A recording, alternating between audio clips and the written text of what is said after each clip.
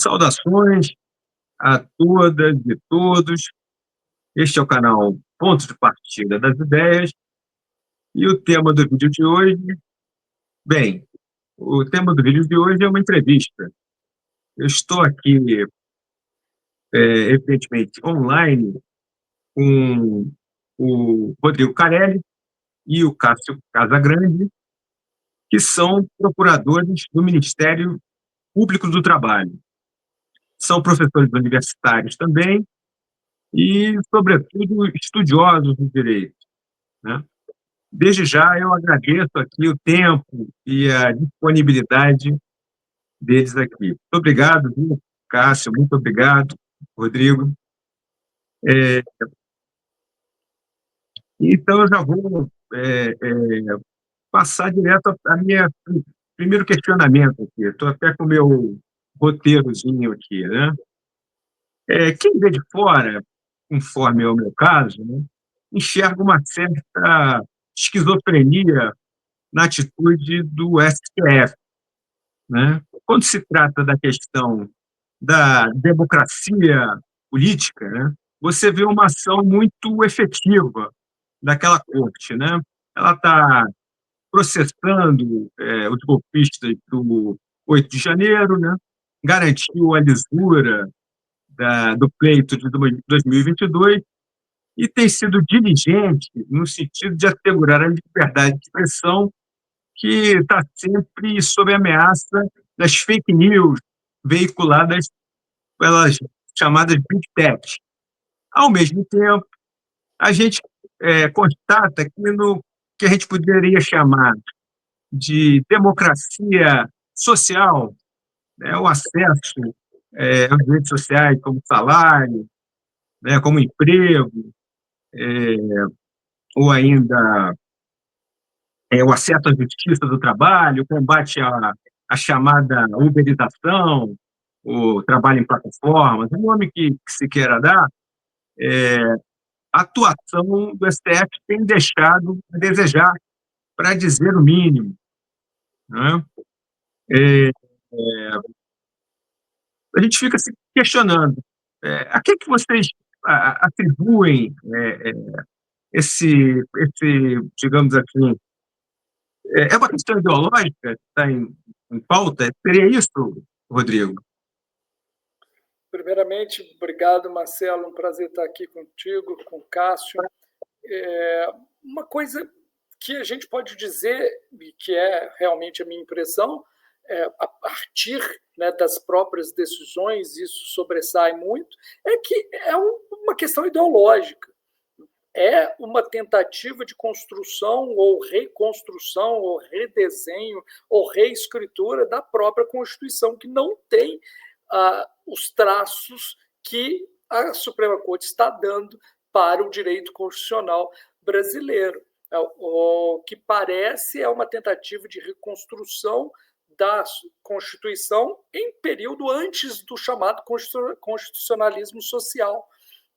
O que as decisões, principalmente dos últimos anos, do Supremo Tribunal Federal tem feito é a exclusão de grande parte dos trabalhadores, ou seja, de grande parte dos cidadãos, do gozo de direitos fundamentais, né? Direitos sociais, incluindo os direitos trabalhistas, estão em um capítulo chamado Direitos Fundamentais dentro da nossa Constituição.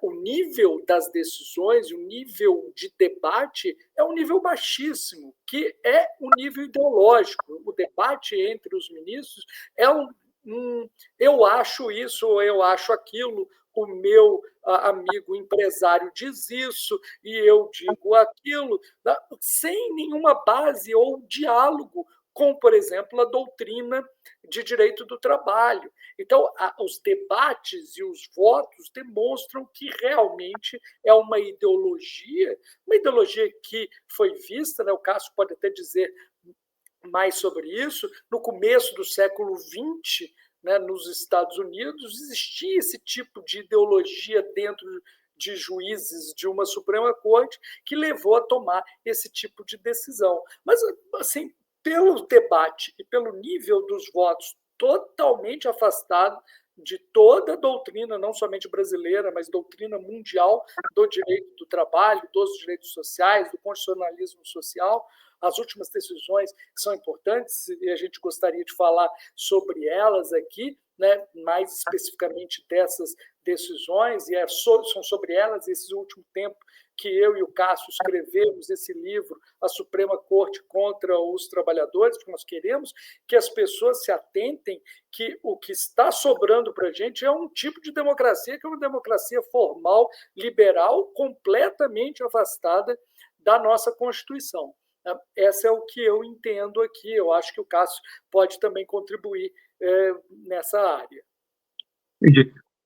Cássio, uma dos argumentos que vem sendo, digamos assim, esgrimidos por alguns ministros do STF é o de que a CLT, entendo, de 1943, ela estaria defasada em relação às novas realidades que o mundo do trabalho vem aportando, né? Esse me parece mais um momento de construção ideológica, mas que é um argumento que tem muita passagem na sociedade, né? Você acha que essa defasagem existe? Como é que você vê isso? Olá, Marcelo, obrigado pelo convite para estar aqui no seu programa. É um prazer poder conversar com você, com seus ouvintes e sua audiência, e também trocar ideias aqui com o meu amigo Rodrigo Carelli. Essa alegação, que é, na verdade, um mito, né? O mito da CLT anacrônica, da legislação antiga, dos anos 30, não passa de uma grande falácia, porque, veja, a legislação trabalhista no Brasil e em outros países do mundo, ela é antiga. O Código de Trabalho da França é do século XIX. Só que, como em todos os lugares, a CLT ela foi sendo constantemente atualizada. Existem mais se eu não me engano, o Rodrigo talvez me ajude aqui na memória, 700 ou 800 alterações legislativas na CLT desde que ela foi editada. Inclusive, veja, a própria reforma trabalhista, em 2017, veio com essa ideia, né, de vamos atualizar a legislação trabalhista. Então, a ideia de que a CLT ela é incompatível com as normas, com as novas formas de trabalho, não é verdadeira, especialmente porque, vejam, ainda que as formas de trabalho sejam novas, a relação trabalhador-empresa continua sendo a mesma, né? O empregador, obviamente, aquele que contrata o trabalho humano, ele quer sempre obter o maior lucro possível sobre a mão de obra, né? Portanto, ele vai pretender pagar o menor salário por uma jornada mais longa, dentro, obviamente, das normas, né?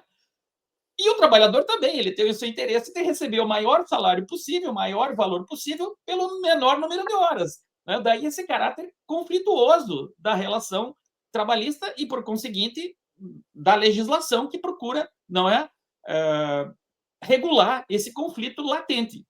Então, essas novas formas, a uberização, a pejotização, o home office, ela tem, de um lado, um trabalhador que vende o seu trabalho e, de outro, a empresa que compra, sob uma nova roupagem, vamos dizer assim. Mas aquele tensionamento do mundo capitalista, ele permanece imanente e precisa ser regulado pela legislação, né? Porque a experiência mostra que, se não for regulado, o que vai acontecer? Vai haver um tensionamento, vai haver um esgarçamento do tecido social, e é o que está acontecendo, não é? Nós vemos aí esses trabalhadores, entregadores do iFood, que estão morrendo no trabalho, jovens entregadores de motocicleta, e que não têm previdência social, não têm um seguro, e esse custo está recaindo sobre quem, eu pergunto? Está recaindo sobre nós, contribuintes, não é? Porque são atendidos no SUS, custa muito dinheiro, não estou nem entrando aqui, obviamente, no drama humano, né? No drama de famílias que perdem seus entes queridos, ou de trabalhadores que ficam inválidos e precisam ser suportados por suas famílias, que, no mais das vezes, já têm parcos recursos.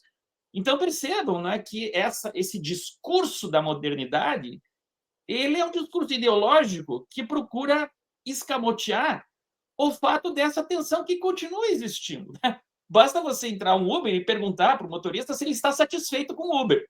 Ele vai, né, dizer, olha, eu trabalho demais, a Uber fica com uma parcela muito grande, e vai fazer um monte de questionamentos, vai reclamar que ele tem que trabalhar não sei quantas horas para poder ter um lucro mínimo, e o mesmo vai acontecer se você conversar com o entregador de iFood, né? Que está sujeito a intempéries, que está sujeito ao caos do trânsito, à violência urbana, à agressão de clientes, a salários baixos. Então, perceba que essa ideia, não é, de um admirável mundo novo das relações de trabalho, ela é falsa, não é? Porque enquanto nós vivemos nesse sistema capitalista de exploração, que é o sistema que a própria Constituição reconhece, ele vai acontecer. Agora, como o Rodrigo disse, a nossa Constituição é uma Constituição social que procura inserir o trabalhador dentro do sistema de proteção. O problema é que esse discurso, não é, de que esses trabalhadores não são trabalhadores, mas sim empreendedores, faz com que você esvazie essa proteção da Constituição. E, lamentavelmente, né, como temos visto, o Supremo Tribunal Federal está embarcando, né, está surfando nessa onda de um discurso que, veja, já na Europa já está até obsoleto. A Europa está impondo obrigações sociais para essas novas formas de trabalho. É verdade. Rodrigo, direcionando aí para você, eu estava olhando o texto do livro de vocês, né? Aí tem uma parte que diz respeito à questão do trabalho em plataformas, ou, como você propõe, né, trabalho em serviços digitalizados, né? Um dos argumentos também que é utilizado é o seguinte, que não, ali não há subordinação, porque a pessoa pode trabalhar na hora que quiser, se não quiser, não precisa, né? Então, eles utilizam isso, digamos assim, ad nauseam, né? Mas, na verdade, não é isso, né? É, como, é que, como é que fica? Como é que é a argumentação melhor diante desse problema, desse Bom, tipo de... Bom, esse questionamento é ótimo, eu gostaria de respondê-lo em dois níveis. O primeiro nível que eu gostaria de responder é: nenhum desses trabalhos é algo novo. Quando a gente fala em trabalho de plataforma, o futuro do trabalho, as pessoas fazem esse discurso, novas formas de trabalho, ficam parecendo uma coisa avançadíssima. E quando a gente vai ver na realidade, do que eles estão falando? Eles estão tratando de motoristas e estão tratando de estafetas, né, de entregadores, né? Ou seja, serviçais, né, de serviços básicos existentes há centenas de anos, né? Então, é o futuro do trabalho, são serviçais que são sem direitos. Ou seja, qual a novidade disso? Né? Nós conhecemos os serviçais trabalhando como se empregados não fossem, sem nenhum uma garantia, desde sempre no Brasil. Né? Na Europa, sim, é uma novidade aquilo que a gente chama aqui de trabalho de bico, que não tem direitos, a informalidade. E aí vem esse negócio de gig economy, e vem como se fosse uma novidade, mas para o Brasil isso não tem novidade nenhuma. Não sei como cola do Brasil algo que a gente conhece desde sempre.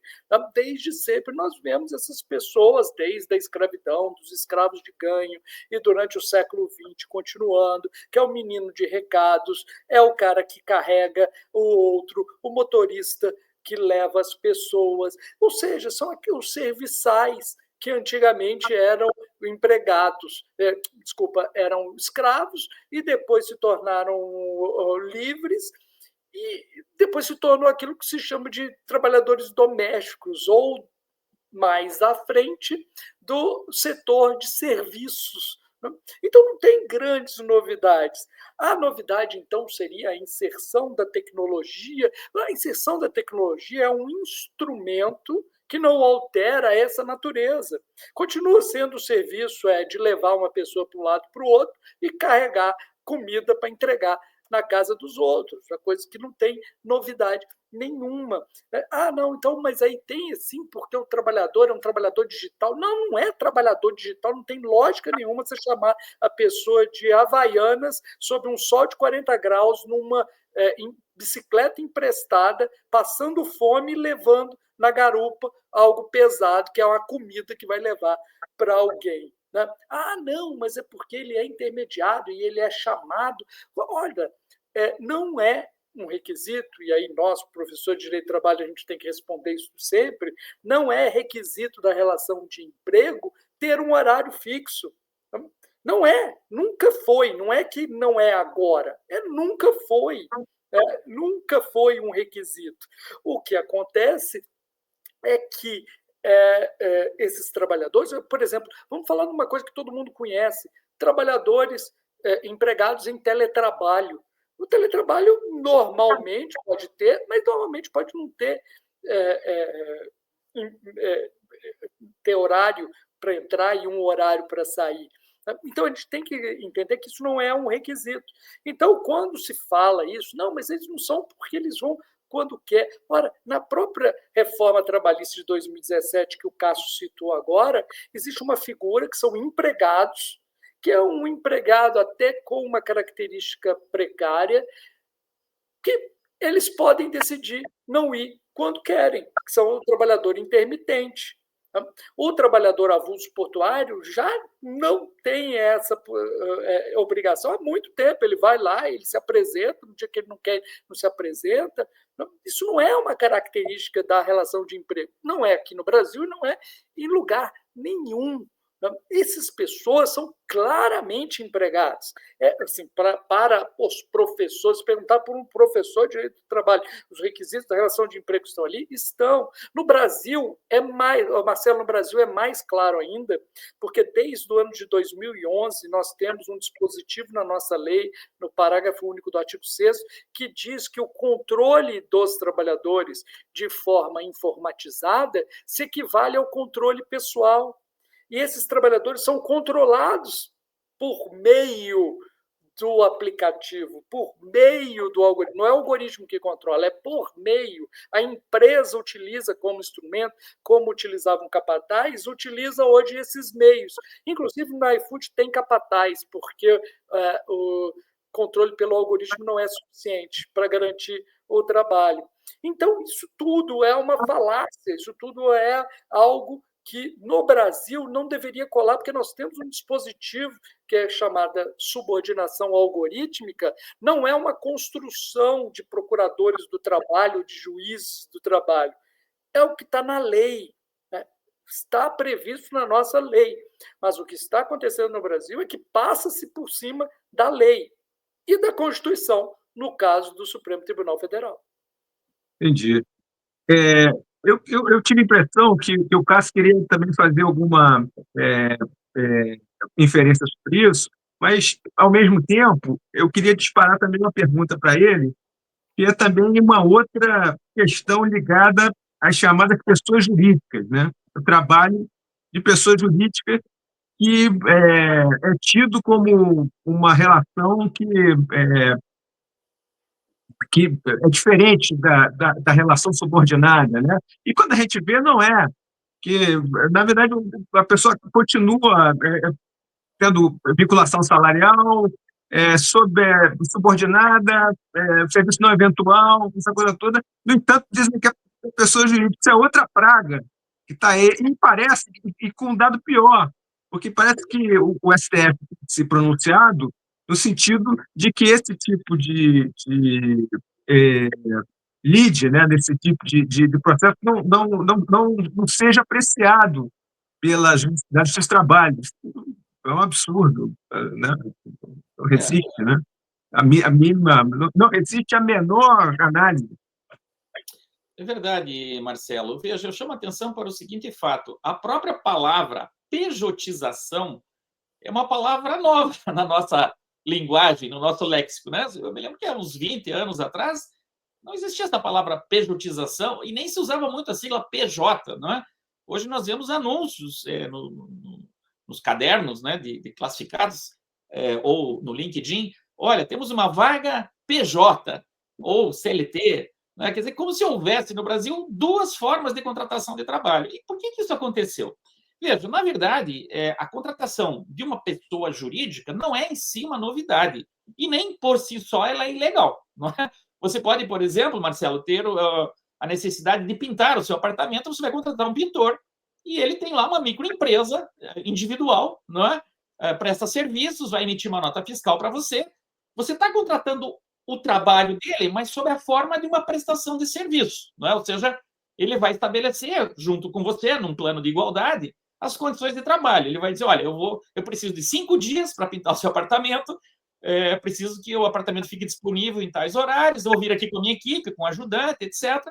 E é um contrato que tem uma natureza horizontal, certo? São duas pessoas negociando em nível de igualdade. Né? Você não vai controlar a quantidade de horas que ele vai permanecer, você só quer ter o apartamento pintado. Se ele vai levar 4, 5, 6 dias, isso é um problema dele, certo? Então, já existia a possibilidade de você contratar trabalho através de uma pessoa jurídica, né? Que é a formalização do trabalhador enquanto um microempresário, um pequeno empreendedor, vamos dizer assim. Não é? A chamada pequena empreitada, que também não é nenhuma novidade na legislação trabalhista. Mas o que começou a acontecer? Diante de algumas brechas da lei, muitas empresas passaram a contratar trabalhadores como pessoa jurídica, quando, na verdade, eles eram empregados na realidade fática. Ou seja, aquele empregado que bate cartão-ponto, que está sujeito ao comando empresarial, pode ser advertido, recebe todo mês o mesmo valor, não é? Ele não tem capacidade de negociar o contrato, ou seja, tipicamente é uma situação de subordinação. E, portanto, nos termos da legislação trabalhista nossa, da CLT, artigo 9º, isso é considerado uma fraude. É uma forma de você dissimular uma realidade sob uma roupagem fictícia que não corresponde a essa realidade. Não é?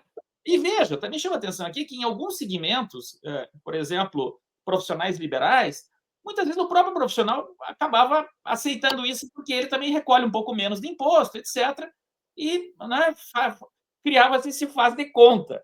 Mas o problema é que isso se disseminou de tal maneira no mercado de trabalho que não existe hoje um parâmetro claro para dizer se é possível ou não. Quer dizer, existe um parâmetro claro da legislação trabalhista.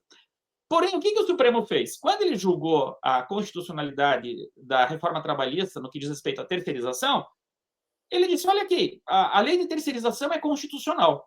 Então, você pode terceirizar, também pode contratar PJ. Eu estou simplificando aqui para ficar mais fácil de entender. Né?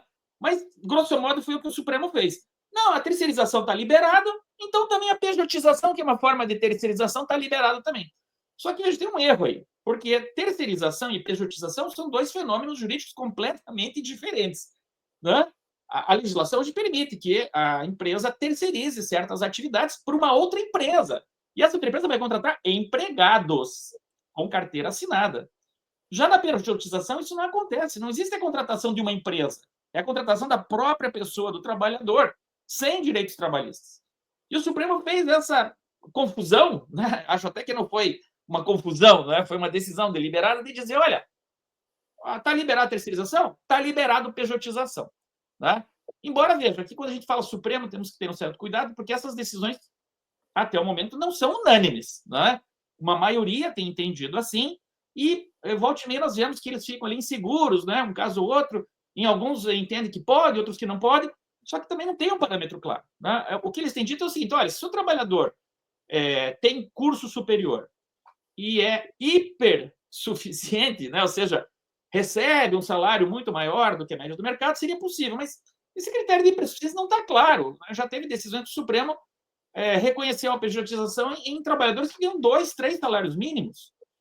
Isso não é hipersuficiência. Então, as coisas ainda estão meio nebulosas no Supremo, né? Muito favoravelmente ao empregador, mas a fundamentação das decisões ainda é muito frágil. Não é? E, repito, há vozes dissonantes dentro do próprio Supremo, como a do ministro Flávio Dino, do ministro Fachin, e vez né, algum outro ministro lá também adere.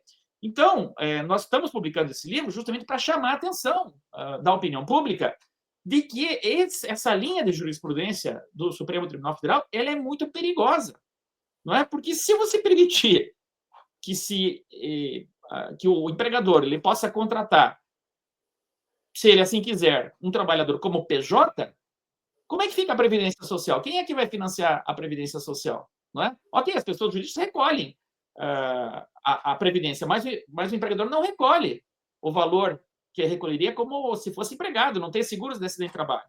E tem uma série de outras questões, porque esse trabalhador ele fica desprotegido dos direitos sociais.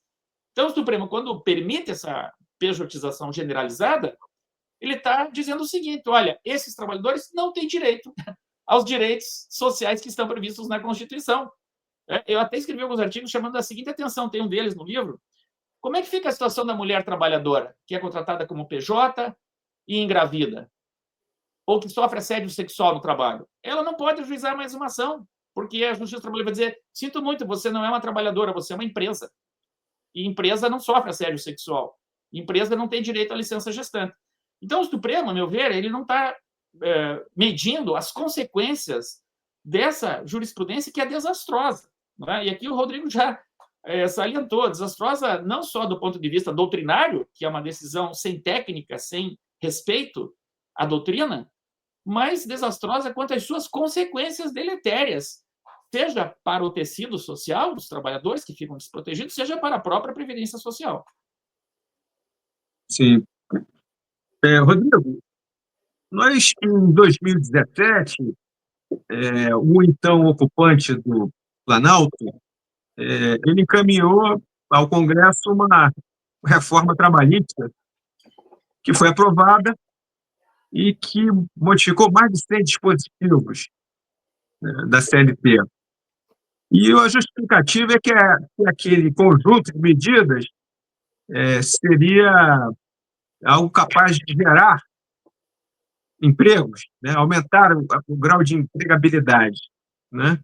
Qual a avaliação que você faz dessa chamada reforma, né, ou contra-reforma, de acordo com a ótica de quem se debruça sobre o tema, né, passados esses anos, desde então, desde 2017? Bom, eu acho que a gente, Marcelo, a gente tem que entender, né, aquelas alterações legislativas em 2017 dentro de um contexto mais amplo.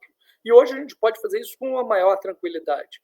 Em verdade, essas reformas elas ocorrem inicialmente no Supremo Tribunal Federal, que empurra não somente o Poder Executivo, que apresenta uma reforma muito tímida, que seria somente a questão do prevalência do negociado sobre o legislado, que já estava sendo tratado no Supremo Tribunal Federal, e isso toma uma proporção gigantesca a partir do próprio Congresso Nacional, que diz que está muito tímido, o presidente da Câmara diz que era muito tímido e vai e abre aquela caixa de Pandora toda. Vem essa reforma e ela continua no Supremo Tribunal Federal. Ele continua, ele a legitima, ele dá o seu carimbo e aí ele passa a aprofundar essa reforma. O que a gente vê hoje é uma atuação do Supremo Tribunal Federal prolongando todo esse processo. A gente não pode entender aquelas leis isoladas. Todo esse processo rumo a um fim do direito do trabalho. Os ataques ao direito do trabalho, às vezes travestidos de um ataque à justiça do trabalho. Na verdade, quando é atacada a justiça do trabalho, o objeto é atacar os direitos trabalhistas, esses direitos trabalhistas que, como eu disse, são previstos na Constituição. Então, ao fim e ao cabo, o que se pretende é uma individualização do contrato, a retirada do Estado dessa proteção de uma forma, se não generalizada, pelo menos com abertura para aquilo que o Cássio chama, em um determinado artigo que está no livro, que é da de tornar facultativo para as empresas o direito do trabalho, transportar isso para um contrato, que a gente sabe que no contrato de trabalho não há essa liberdade completa, na verdade é um contrato de adesão que a empresa apresenta, assina, quer o trabalho, não quer, senão vá morrer de fome ou alguma coisa assim.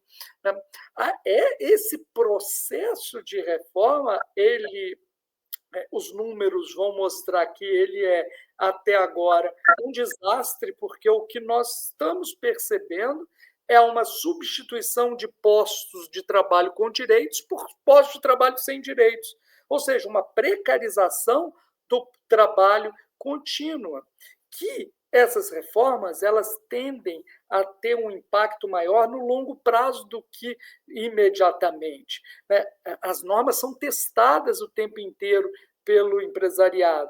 Essas decisões em sequência do Supremo Tribunal Federal, elas ainda estão sendo observadas pelos empresários. Não é de uma hora para outra que você modifica todo o sistema, mas a gente já consegue perceber no próprio Ministério Público do Trabalho um aumento de denúncias de empresas que estão realmente mandando os empregados embora e recontratando como se fosse uma pessoa jurídica.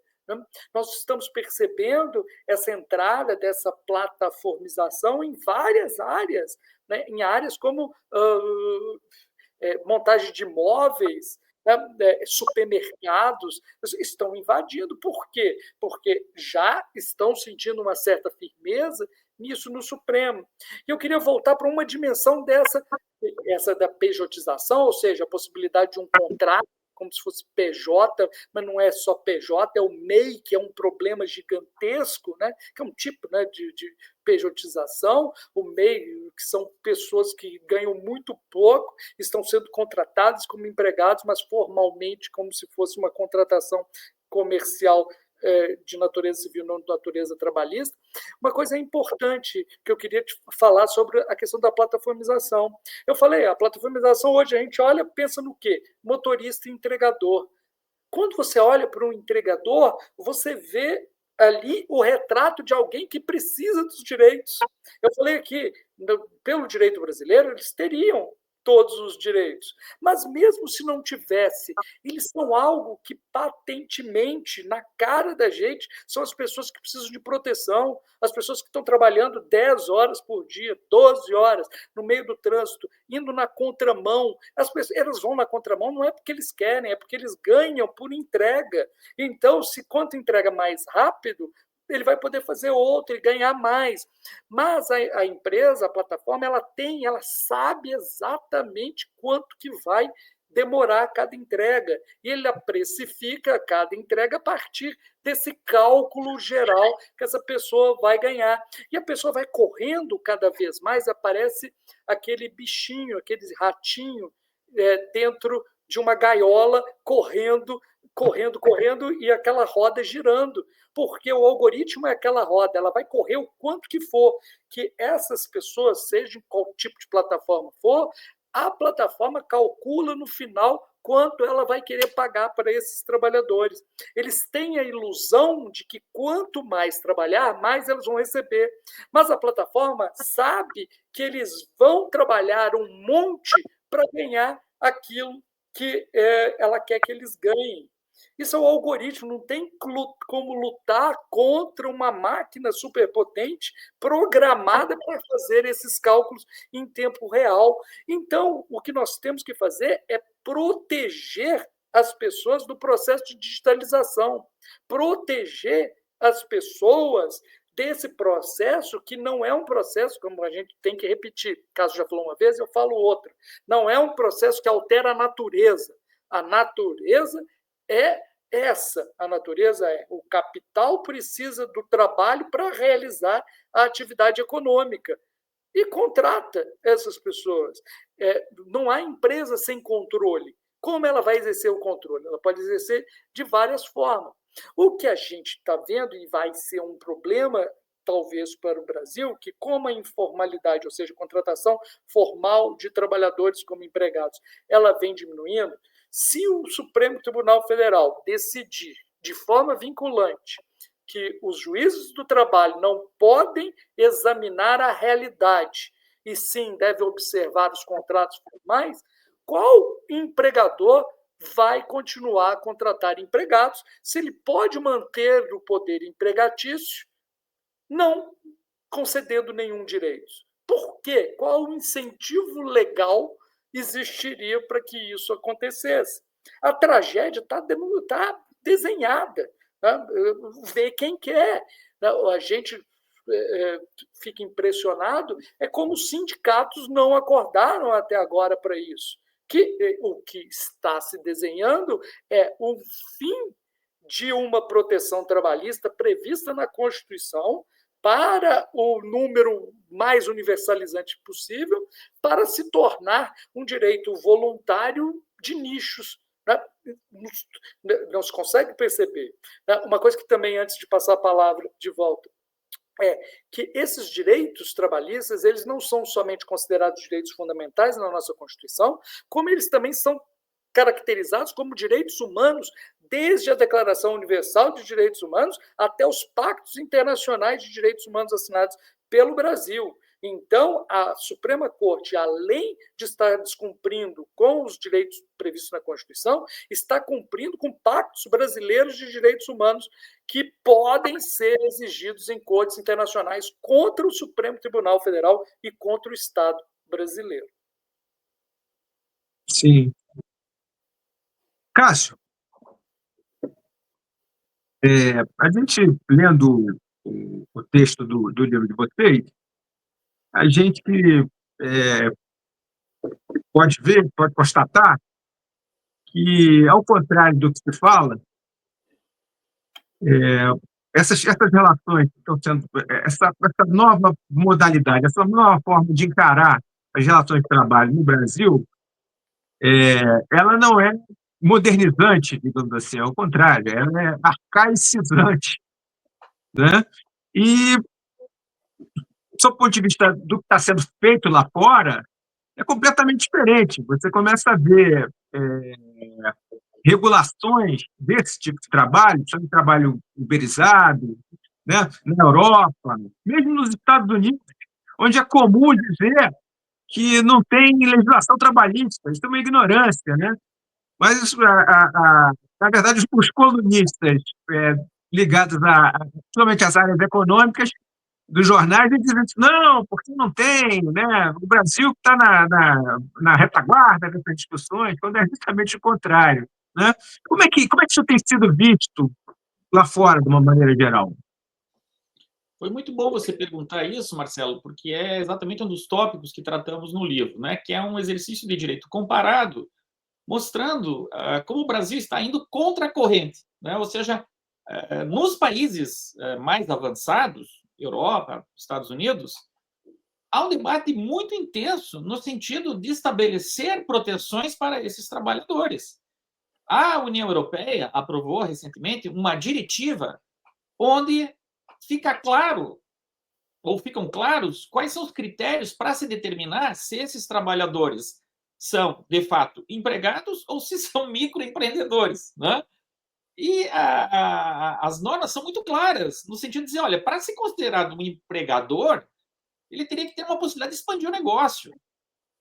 Ele poderia contratar outros trabalhadores, o que, no caso do Uber, obviamente não tem como ser feito, né? Ou no caso dos entregadores. Ele é controlado por algoritmo, enfim. Essa diretiva europeia, né, que causou um grande impacto lá no mundo europeu, mostra que os legisladores europeus, não só da União Europeia, mas também nos Estados nacionais, estão percebendo, não é, que essas grandes corporações estão interessadas apenas em aumentar as suas margens de lucro. E, mesmo, não apenas a nível legislativo, mas também judicial, há várias decisões na Inglaterra, na Espanha, na Bélgica, na Alemanha, na Holanda, que determinam que esses trabalhadores devem ter os seus direitos sociais da legislação trabalhista e previdenciária reconhecidos. Né? Mesmo nos Estados Unidos, onde o debate é um pouco mais fragmentado, porque, como você sabe, Marcelo, lá é uma federação onde os estados têm grande autonomia e, inclusive, podem legislar sobre legislação trabalhista. Então, o que acontece lá é que, em geral, os estados que são mais progressistas, vamos dizer assim, geralmente governados pelos democratas, têm estabelecido normas de proteção, como normas de salário mínimo, normas de limitação de jornada, contribuições para seguro-desemprego, enfim.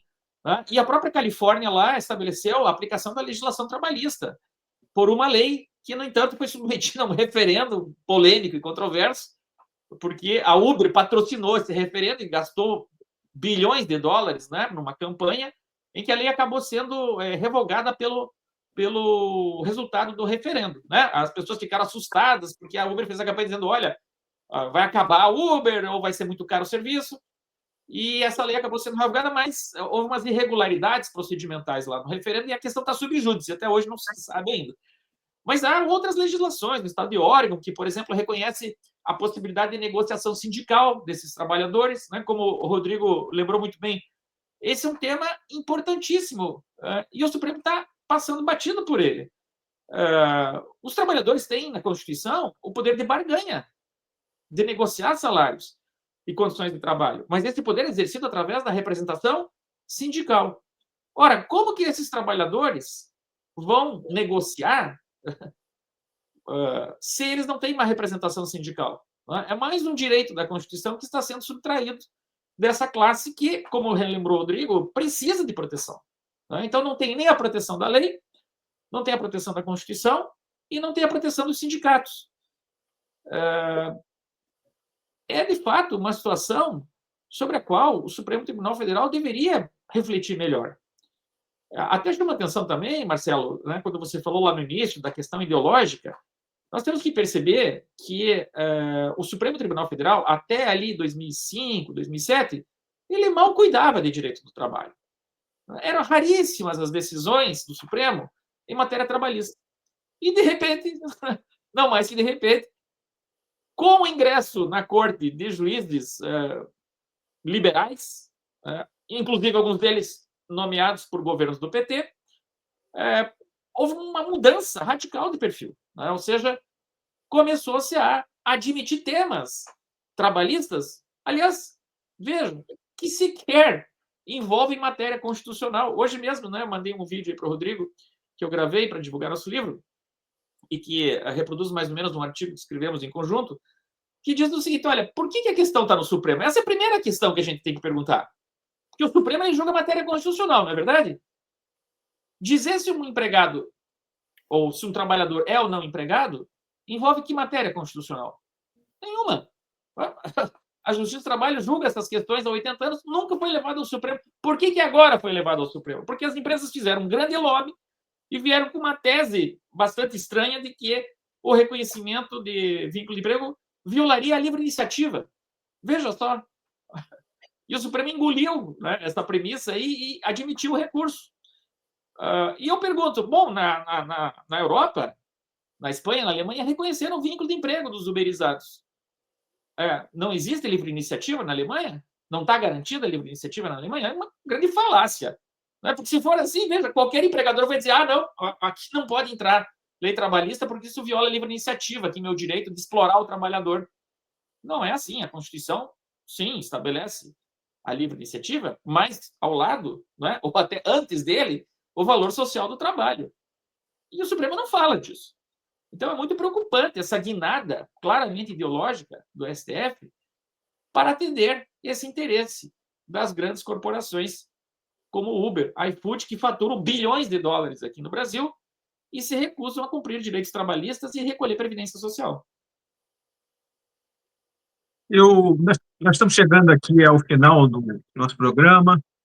Eu gostaria de agradecer muito a você, Rodrigo, a você, Carlos, né, por a gente ter tido oportunidade de conversar sobre essas questões tão decisivas, tão relevantes, e, ao mesmo tempo, lembrar que, digamos assim, o gancho jornalístico dessa entrevista aqui é o lançamento do livro deles, né, que se intitula A Suprema Corte contra os Trabalhadores, que tem o sugestivo título de Como o STF está destruindo o direito do trabalho para proteger As Grandes Corporações. É uma edição da Venturoli, né? Então, muito obrigado a vocês e, desde já, eu faço convite aqui para que vocês voltem, que a gente, como diz aqui o nosso programa, é um ponto de partida, não é um ponto de chegada, tá bom? Muito obrigado. Muito obrigado, Marcelo. Essa oportunidade aqui a gente agradece muito, porque realmente a ideia desse livro é a gente fazer esse alerta. As pessoas não estão se dando conta da gravidade das decisões. Como o Cássio disse, esses ministros que estão levando à frente essa tese, eu não sei se eles estão medindo as consequências dos seus atos, elas podem ser danosas tanto para a Previdência Social, mas mesmo para o fisco brasileiro, né? E fora a questão social, como diz o Cássio muito bem, da questão do tecido social, dos conflitos abertos. A gente vê na questão desses trabalhadores em plataforma que os conflitos são abertos sempre, eles vão para as ruas, eles vão quebrar, ou seja, os conflitos não estão mais canalizados. Vamos lembrar só uma coisa antes de encerrar, só, Marcelo, se me permite, que uma das questões que o livro faz é mostrar que esse discurso e essa questão das plataformas digitais estão servindo como um biombo para uma reforma muito mais profunda. Na verdade, eles estão servindo como um cavalo de Troia para a individualização do trabalho e a retirada do Estado, tornando o direito do trabalho facultativo. Vai ser julgado, não sabemos quando entrará em pauta essa questão, para ter uma decisão final do Supremo Tribunal Federal e emitir uma tese que será vinculante aos juízes do Brasil. As pessoas estão achando que já seria suficientemente grave, mas não é só isso, estão achando que essa decisão vai ser para esses trabalhadores. Algumas pessoas estão até pensando, não, é só um entregador, é só o motorista, eles fazem bico, eles não... Pode estar equivocadas, já estariam equivocadas, mas estão achando que é isso. Mas, na verdade, não é isso. A emissão da tese vai valer para todo tipo de contrato. Ou seja, como a gente está falando aqui, é uma retirada de um percentual gigante das pessoas da proteção trabalhista. No livro tem um artigo meu que eu faço os cálculos brevíssimos, de quanto determinados percentuais de trabalhadores fossem retirados da proteção, o que impacto que isso daria na receita e na Previdência Social. É gigantesco. Outra coisa, o governo não está olhando isso, o governo não está observando o que está acontecendo, vai cair no colo deles também. É isso que a gente quer, esse debate que a gente quer levantar. Muito obrigado, Marcelo. Eu que agradeço aqui. Cássio, gostaria de fazer também uma última observação?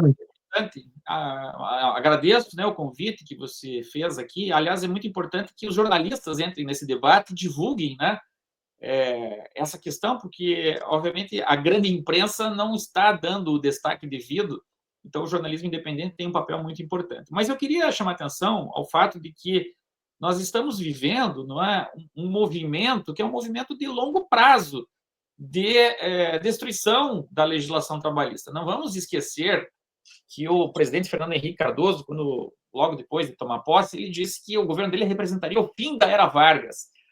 Claro que aí incluída a própria legislação trabalhista. O fato é que ele não conseguiu colocar fim à legislação trabalhista, fez lá algumas reformas, não é? Mas até muito tímidas diante do que nós temos hoje, e essa reforma encontrou muitos obstáculos no próprio legislativo, não é? Até que, em 2017, dadas as circunstâncias políticas atípicas de então, passou-se a reforma e também, dado o clima, não é, de conservadorismo crescente na sociedade brasileira, alcançou até mesmo o Supremo Tribunal Federal. Né? Então, percebam que há um movimento das pessoas que não se conformam com a legislação trabalhista, das pessoas que não concordam com a proteção que a Constituição dá aos trabalhadores e que estão tentando aprovar essas reformas, não apenas via executivo e legislativo, mas também ao judiciário. Mas perceberam que o judiciário, pela composição que há hoje no Supremo, é favorável a essa tendência desreguladora e estão ocupando esse espaço. Então, os trabalhadores, os sindicatos também precisam entrar nesse debate, porque, como bem salientou o Rodrigo, isso não vai ficar no Uber, não vai ficar no iFood, isso vai transcender várias áreas de atividades econômicas que serão, entre aspas, uberizadas. Agradeço mais uma vez a oportunidade e desejo sucesso ao seu programa, Marcelo. Obrigado. Bom, vamos ficando por aqui, né? Como eu sempre digo, eu agradeço a quem nos assistiu. Quem gostou, peço que se inscreva, e quem se inscreveu, eu peço que divulgue entre os amigos. Muito obrigado e até a próxima.